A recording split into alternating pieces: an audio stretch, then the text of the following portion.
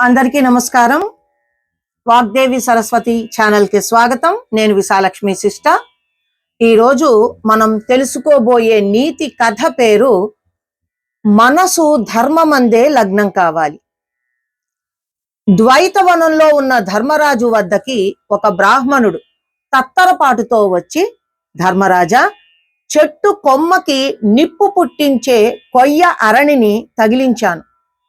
ఒక మృగం ఆ చెట్టు కొమ్మను రాసుకుంటూ ఉంటే నా అరణి దాని కొమ్ముకి తగిలింది.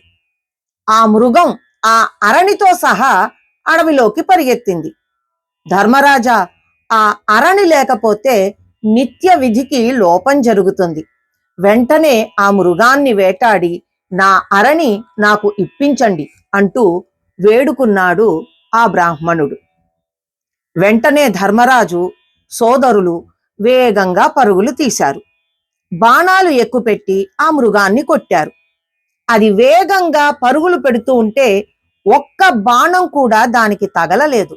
అలా ఆ మృగం ధర్మరాజాదులను ఎంతో దూరం తీసుకుపోయి అదృశ్యమయ్యింది. పాండవులు అలసట చెందారు. ఒక మర్రి చెట్టు నీడలో విశ్రమించారు. ధర్మరాజుకి చాలా బాధ కలిగింది. మృగాన్ని వెంబడించిన ఫలితం లేకపోయినందుకు, బ్రాహ్మణునికి అతని అరణిని తెచ్చి ఇవ్వలేకపోయినందుకు. నకులుడు కూడా చాలా విచారించాడు ఈ పరిస్థితి తలుచుకుని. జింక ఎటు తప్పించుకుపోయిందో తెలుసుకోలేకపోవడం అతని మనసుకి ఆవేదన కలిగించింది. అభాజాత్యం, నిశ్చల కరుణారీతి, ధర్మ సంగతమతి మొదలైనవన్నీ ఉన్న మనం ఇలా అలజడి చెందడం ఏమిటో అర్థం కాక నా మనసు చాలా బాధపడుతోంది అన్నాడు ధర్మరాజుతో నకులుడు. ఇవన్నీ ఉన్న సుఖదుఖాలకి కారణాలు మన పూర్వకృతమైన కర్మయే కాని వేరొకటి కాదు అన్నాడు ధర్మరాజు. ఆ మాటలు వింటూ భీమసేనుడు ఆవేశంతో అన్నాడు, సోదరా, ఆనాడు సభలో ద్రౌపదికి అవమానం కలిగినప్పుడే క్రోధంతో కౌరవులనందరూ సంహరింపక నేను ఊరుకున్నాను చూడు, అందుకే మనకి కష్టాలన్నీ అన్నాడు పిడికిలి బిగించి. నిజమే, ఆనాడు కర్ణుడు పలికిన పలుకులు విని కూడా నేను కోపం తెచ్చుకోక ఉండడం వల్లే మనం అరణ్యవాసంలో ఇలా బాధలు పడుతూ ఉండడం. దానివల్లనే ఈ దుఃఖం కలుగుతోంది తమ్ముడా అన్నాడు నకులునితో అర్జునుడు. అవును, ద్యూతరథుడైన ఆ శకునుని పట్టి సంహరించక నేను ఊరుకున్నాను చూడు సోదరా, అదే మన కష్టాలన్నిటికీ కారణం అన్నాడు ఉద్వేగంగా సహదేవుడు. అందరి మాటలు ధర్మరాజు విన్నాడు. వారంతా దప్పికతో ఉన్నారు. ఈ చెట్టెక్కి నీళ్ళెక్కడైనా ఉన్నాయేమో చూడు అన్నాడు నకులునితో ధర్మరాజు. నకులుడు మర్రి చెట్టు ఎక్కాడు. నలుదిశలు పరికించాడు. దూరాన నీళ్లు కనిపించాయి. ఆ విషయం అన్నగారైన ధర్మరాజుకి చెప్పాడు నకులుడు. నీవు వెళ్ళి నీళ్లు త్రాగి మాకు కూడా తీసుకురా అని చెప్పగానే నకులుడు చెట్టు దిగి ఉత్సాహంగా బయలుదేరాడు. ఆ తటాకం మనోహరంగా ఉంది. దప్పికగా ఉన్న నకులుడు ఎంతో ఆత్రంగా ఆ తటాకంలోని నీరు తాగబోయాడు. అంతలో, ఓ అన్నా, ఈ తటాకం నాది. ఇందులో నీరు తాగాలనుకుంటే నేనడిగే ప్రశ్నలకి జవాబు చెప్పి నీరు తాగు అంది ఒక అశరీర ప్రాణి. నకులునికి దాహం ఎక్కువయ్యింది. ఆ అశరీరవాణి వాక్కు లెక్క పెట్టకుండా ఆ కొలనులోని నీళ్లు గబగబా తాగాడు నకులుడు. అంతే, వెంటనే నిశ్చేతనుడై ఆ తీరంలోనే పడిపోయాడు నకులుడు. నకులుడు ఎంతకీ రాకపోయేసరికి ధర్మరాజాదులు విచారించి నకులుని జాడ తెలుసుకురమ్మని సహదేవుని పంపాడు ధర్మరాజు. సహదేవుడు కొలను తీరానికి వెళ్ళి అక్కడ పడి ఉన్న నకులుని చూచి విస్మితుడై దుఃఖితుడయ్యాడు. ఎందుకిలా జరిగిందో తెలియలేదు. ఒక పక్కన దాహం, కొలనులోకి దిగాడు ఆత్రంగా నీరు తాగాలని. అంతలో ఆ అశరీర వాక్కు వినిపించింది. సహదేవుడు ఆ మాట లెక్క పెట్టక నీరు తాగి నిశ్చలుడై పడిపోయాడు అక్కడ. సహదేవుడు రాకపోవడంతో ఆవేదన చెందిన అర్జునుడు కొలను దగ్గరికి వచ్చాడు. పడి ఉన్న సోదరులను చూసి దుఃఖించాడు. కొలనులో నీరు తాగాడు. అదే స్థితి ఎదురయ్యింది. అర్జునుడు పడిపోయాడు నిశ్చలుడై. అదే పరిస్థితి తర్వాత భీముడు ఎదుర్కొన్నాడు. వెళ్ళిన తమ్ములు రాకపోవడంతో విషాదం అలుముకుంది ధర్మరాజు మనసుకి. సోదరులంతా ఏమైపోయారో, ఏ ప్రమాదంలో చిక్కుకున్నారో అని తానే బయలుదేరి వెళ్ళ నిశ్చయించాడు. ధర్మరాజు కొలను దగ్గరికి వచ్చాడు. ఆ దృశ్యం ధర్మరాజుని దుఃఖ వివసుణ్ణి చేసింది. ఎవరో వచ్చి చంపినట్లనిపించటం లేదని, వీరి శరీరాలు చెక్కు చెదరలేదని అనుకుంటూ, వీరెందుకు ఇలా మరణించారు అని అనుకుంటూ ధర్మరాజు ఎన్నో విధాల ఆలోచించాడు. పాపకర్ములైన కౌరవులు ఏదైనా మాయ చేశారా? సమస్త సంపదలు పోగొట్టుకుని అరణ్యవాసంలో జీవితం గడుపుతున్న తమకు ఈ బాధలేమిటో? నా తల్లి కుంతీదేవి నాకు ఎదురుగా వచ్చి ప్రేమగా కౌగిలించుకుని, కుమారా, నీవు సోదరులు కలిసి అరణ్యాలకెళ్లారుగా, వారేరి అని అడిగితే ఏం చెప్తాను? భీష్మద్రోణాదులు నా క్షేమం అడిగితే ఏమి చెప్పగలనిక అని చాలా విచారించి, దాహం ఎక్కువై నీళ్ల కోసం తటాకంలోకి దిగగానే ఆ అశరీర ప్రాణి వాక్కు ఇలా వినిపించింది ధర్మరాజుకు. నేనొక కొంగను, ఈ కొలను నాది. నీ సోదరులు నా మాట లెక్క పెట్టక నీరు త్రాగి ఈ విధంగా విగత ప్రాణులయ్యారు. నీవు అలాంటి సాహసం చేస్తే అదే గతి నీకు అవుతుంది అని ముందే హెచ్చరిక చేస్తున్నా అన్నది. నేనడిగిన ప్రశ్నలకు సమాధానమిచ్చి ఆనందంగా నీళ్లు తాగు అంది. ఆ మాటలకు ధర్మరాజు క్షణం ఆలోచించాడు. అయ్యా, నీవు ఒక రూపం దాల్చిన శివుడవో, అగ్నిదేవునివో, వాయుదేనివో కాకుంటే మహావీరులైన నా తమ్ముళ్లను అచేతునలను చేసే శక్తి పక్షులకుంటుందా?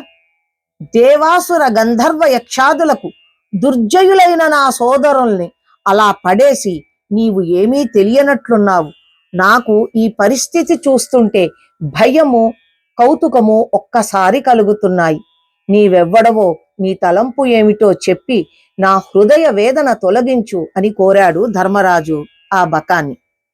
బకము ధర్మజుని చూస్తూ, మహాత్మా, నేను బకమును కాను, ఒక యక్షుడను.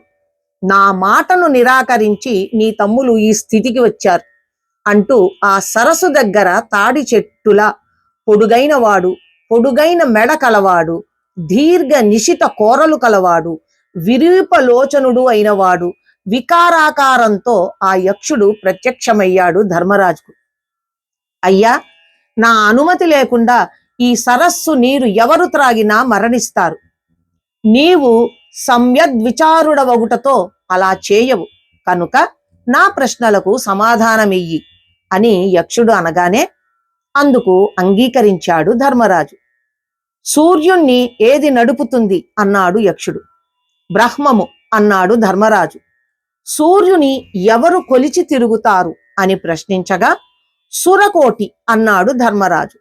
ఆ దేవునికి అస్తమించుటేమిటి అంటే ధర్మముచే అస్తమితుడేను అన్నాడు ధర్మరాజు.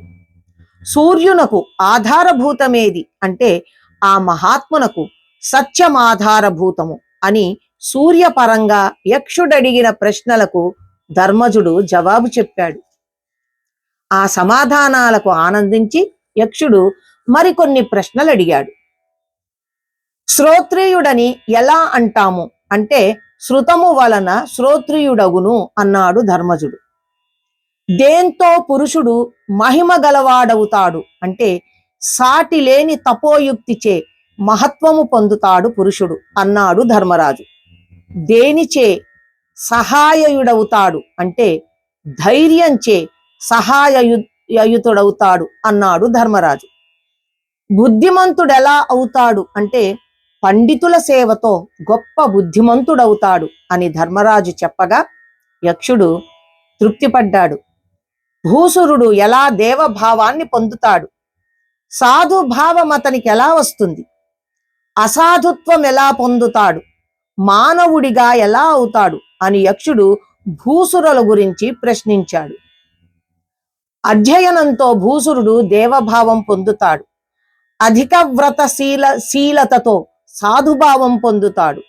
విశిష్ట వృత్తి వదులుకొని శౌచ నియతి లేకపోతే అసాధు అవుతాడు. మృత్యు భయం ఉంటే అతడు మానవుడవుతాడు అని వివరించాడు ధర్మరాజు. యక్షుడు తిరిగి ప్రశ్నించాడు ధర్మరాజుని. జీవన్మృతుడెట్టివాడో చెప్పమన్నాడు. దేవాతిథి పితృభృత్య జనావళులకు పెట్టక తనే తినేవాడు అన్నాడు ధర్మరాజు. యక్షునికి మరెన్నో ప్రశ్నలు అడగాలని ఉంది. ధర్మజుని చూస్తూ, భూమి కంటే బరువైంది ఏది అన్నాడు. తల్లి అన్నాడు ధర్మజుడు. ఆకాశం కంటే పొడవైనదెవరు అనగాడే జనకుడు అన్నాడు ధర్మరాజు. గాడ్పు కంటే శీఘ్రగమనం గలది ఏది అనగా మనసు అని చెప్పాడు.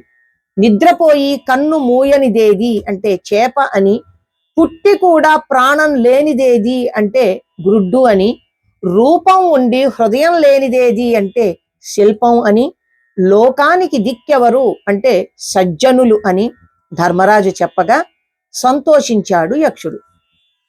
ఇలా చాలా ప్రశ్నలు అడిగిన యక్షుడు ధర్మరాజుని సమాధానాలకు తృప్తిపడ్డాడు. నీ తమ్ములలో ఒకనికి ప్రాణమిస్తాను అన్నాడు యక్షుడు. ధర్మరాజు మనసు ఒక్క క్షణం దుఃఖభాజనమైంది. అయినా వెంటనే తేరుకున్నాడు.